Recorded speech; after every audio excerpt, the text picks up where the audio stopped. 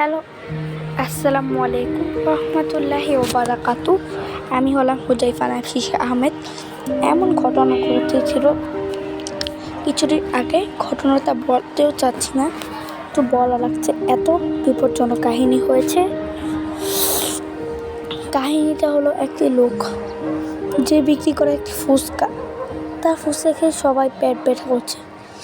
সে ফুচকার মধ্যে কী এমন ছিল যে সবার পেট ব্যথা শুরু হলো?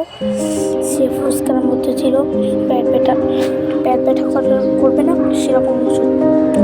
এরকম সময় মানুষ লাভের জন্য নষ্ট ফুচকা নেয়, কিন্তু আমি সেটা ভালো এটার মধ্যে পেট ব্যথার ওষুধ দিয়েছে নাকি নষ্ট ফুচকা দিয়েছে সেটা আমি শিওর না। সো এটা নিয়ে আমি যাচাই বাছাই করতে চাচ্ছি। যাচাই বাছাই করার পর দেখলাম সেটা নষ্ট ফুচকা। নষ্ট ফুচকাটা সে মানুষকে কেন বিক্রি? ধরো তার ছেলে মেয়েরা খেয়েছে, তখন তারাও তো অসুস্থ মারা যেতে পারে।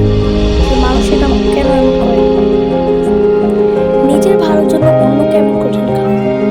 নিজেরও ভালো যাবেন, অন্য কেউ ভালো যাবেন, তখন নিজেরও ভালো হবে।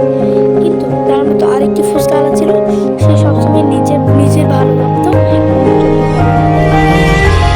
সেই জন্য সবাই তাকে পছন্দ করতো। সবাই ওই ধীরে ধীরে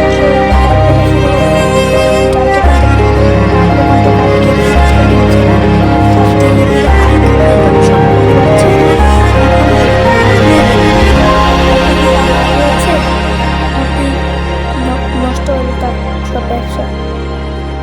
লাভ হয়েছে নাকি ক্ষতি হয়েছে আপনি বলুন। সে কোনো কাজ করেছে, এটা মানুষকে কখনো ক্ষতি চাইবেন না, ক্ষতি কারো চাবেন না, মানুষ যে কারোর ক্ষতি চাবেন না, কোনো কুকুরকেও ক্ষতি চাবেন না, না হলে আল্লাহ আপনার উপর নারাজ হয়ে কোনো কাজ করতে পারে। তো আজকে ভিডিওটি এই পর্যন্ত। Subscribe please.